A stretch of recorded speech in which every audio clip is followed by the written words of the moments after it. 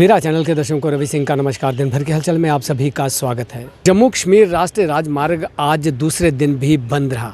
शेर बीबी के पास भारी मलबा गिरने से सड़क को तो साफ़ किया जा रहा है, लेकिन भारी मलबा आने से, भारी पत्थर आने से उसे साफ़ किया जा रहा है, लेकिन आज भी बंद रहा ये।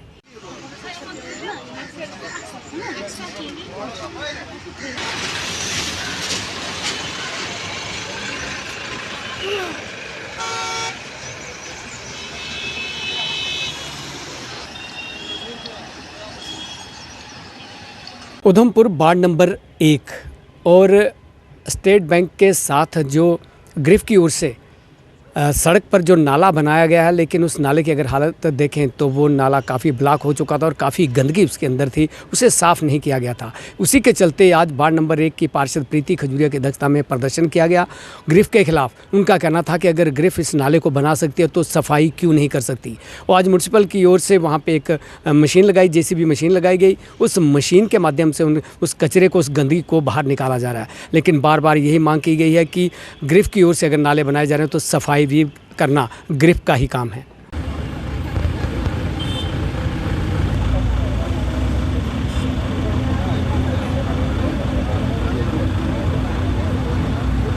घर जाओ, BRO होश में आओ, नहीं तो घर जाओ। BRO होश में आओ, नहीं तो घर जाओ। BRO होश में आओ, ऑफिसर हाय हाय, हाय हाय हाय। BRO ऑफिसर हाय हाय, हाय हाय हाय। नाले के पैसे खाना बंद करो, बंद करो, बंद करो। BRO officer Shem Shem, Shem Shem Shem. साहब BRO ऑफिसर की इंक्वायरी करो, इंक्वायरी करो, इंक्वायरी करो। BRO ऑफिसर हाँ Shem Shem, Shem Shem Shem Shem. BRO officer Shem Shem, Shem Shem. BRO officer होश में आओ, होश में आओ, होश में आओ। BRO ऑफिसर होश में आओ, होश में आओ, होश में आओ, होश में आओ, होश में आओ, होश में आओ। क्योंकि पिछले हम 3 सालों से, जब से हम बने रिप्रेजेंटेटिव, उनको फ़ोन कर रहे हैं कि ये आपकी एक रिस्पॉन्सिबिलिटी है, क्योंकि नाला आपका है, आप स्लैब्स डाली हैं। अगर हम सफाई करवाते हैं, म्यूनसिपलिटी सफाई कराएगी, म्यूनसिपलिटी का काम है, तो उनकी स्लैब टूट जाती हैं। स्लैब टूट जाती हैं तो ये आ जाते हैं कि हमारी आपने स्लैब तोड़ दी। तो जब डिपार्टमेंट 2 मिलके काम करते हैं तो आपस में तालमेल होना चाहिए। तालमेल किसी का भी नहीं है और ना कोई सुनता है, और सुनवाई कहीं है नहीं आज की डेट में।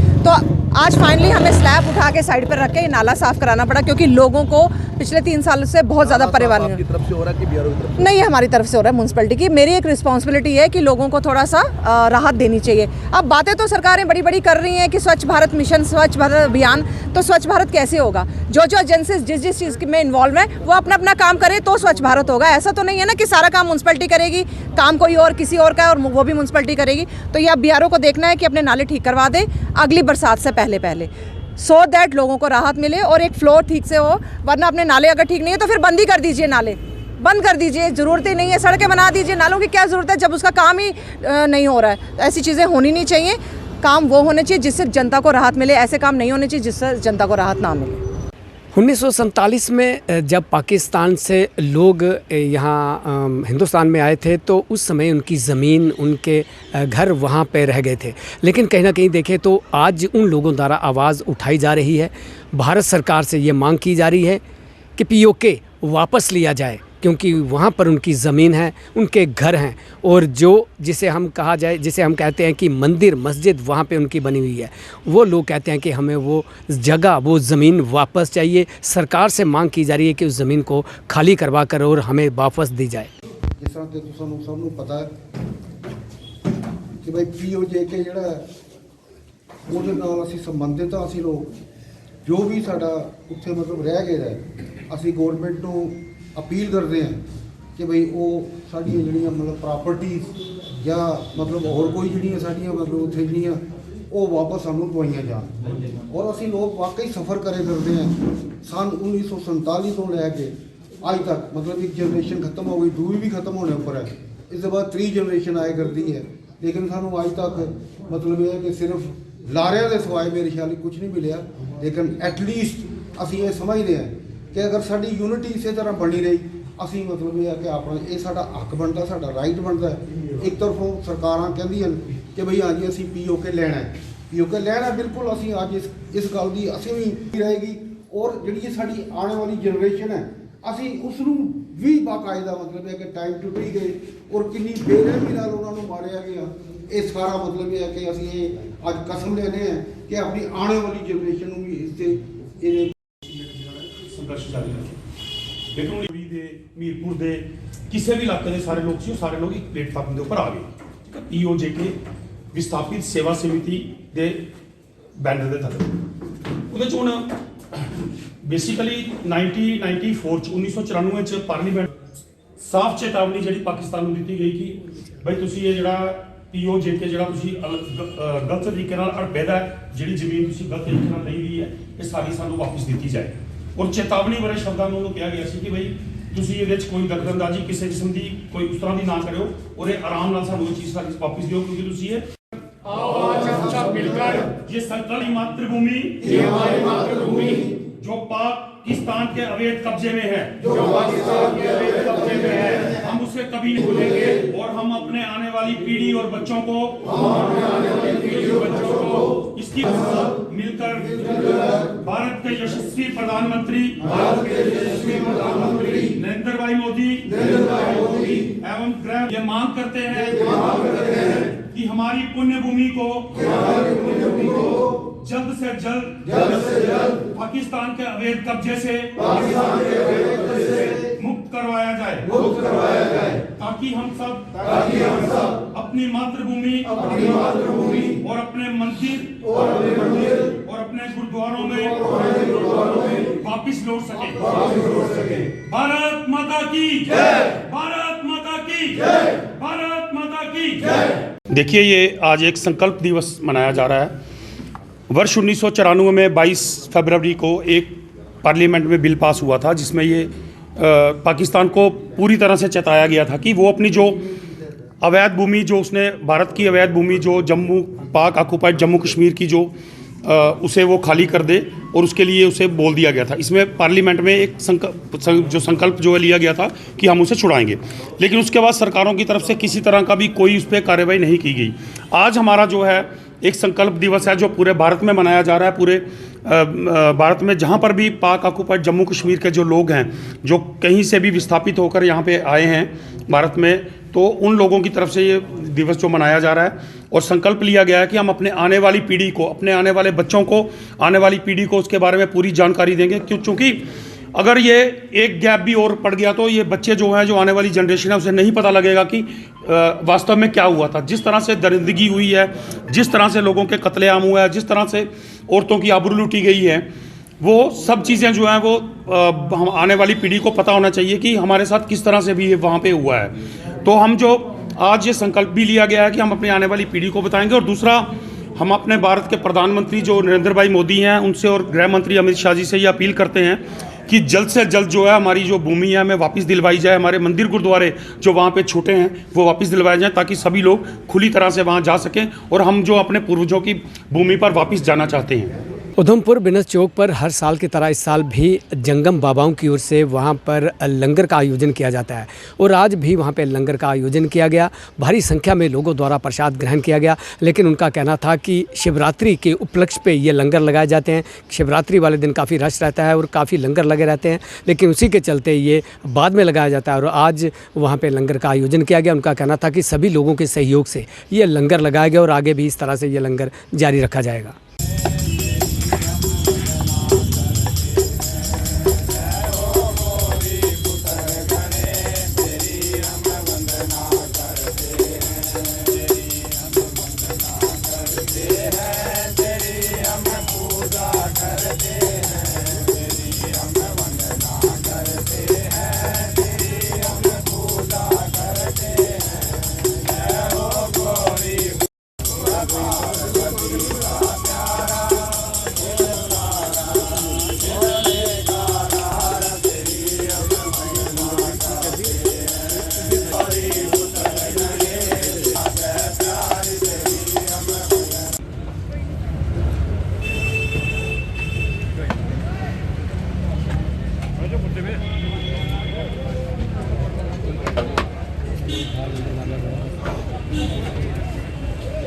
शिवरात्रि के उपलक्ष्य के अंदर, महाशिवरात्रि के उपलक्ष्य के अंदर ये बलबीर जंग बाबा जी, श्याम बाबा जी, ये उधमपुर की इस देवनगरी, उधमपुर देव का नगरी, उधमपुर के सहयोग से, भगत लोगों के सहयोग से ये जो भंडारे का आयोजन हो रहा है महाशिवरात्रि के उपलक्ष्य के अंदर, ये उधमपुर की जनता के सहयोग से और भगवान शिव के आशीर्वाद से ये आज सैलने तालाब के अंदर धार रोड के ऊपर ये बलबीर जंग बाबा जी, श्याम बाबा जी ये महाशिवरात्रि के उपलक्ष्य में भंडारे का आयोजन कर रहे हैं। उधमपुर की धर्म प्रेमी जनता की बड़ी सहयोग है इसके अंदर और मीडिया का भी बड़ा सहयोग है जो इस भंडारे का प्रसार कर रहे हैं। हम इस खुशी के अंदर और क्या कह सकते हैं, हम भगत लोगों के सबके आभारी हैं जो इस भंडारे के अंदर सहयोग दे रहे हैं। भगवान इस नगरी को, इस देवक नगरी को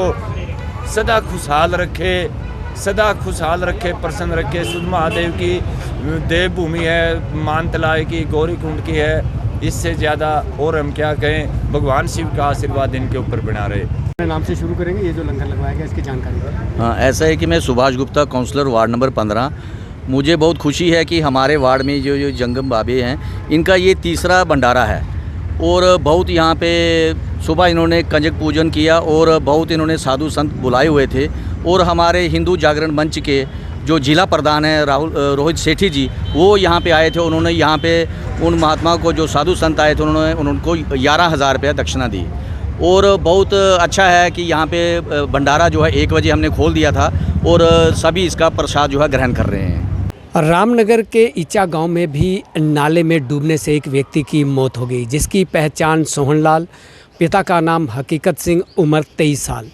ये रामनगर के वार्ड नंबर 8 में अपने रिश्तेदारों के घर आया था संस्कार के लिए। वापस लौटते समय उस नाले में ये नहाने चला गया, लेकिन नहाते समय ये डूब गया और इसकी मौत हो गई।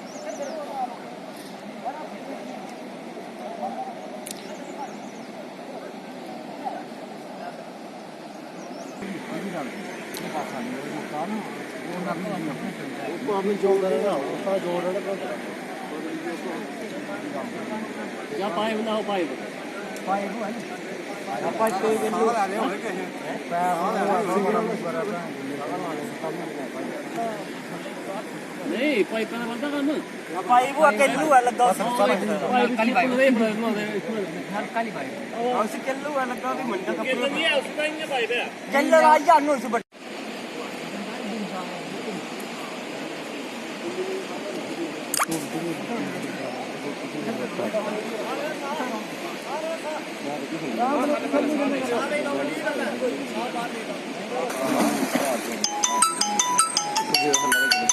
आओ कुछ नहीं थला चलेगा ये थला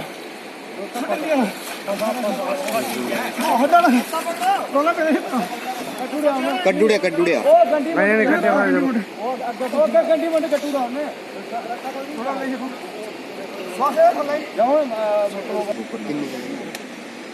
ये सुपर में पिछले कितना देर बंद हाल है माहौल है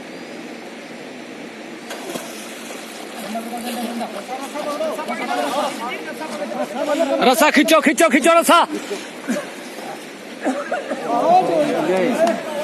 एक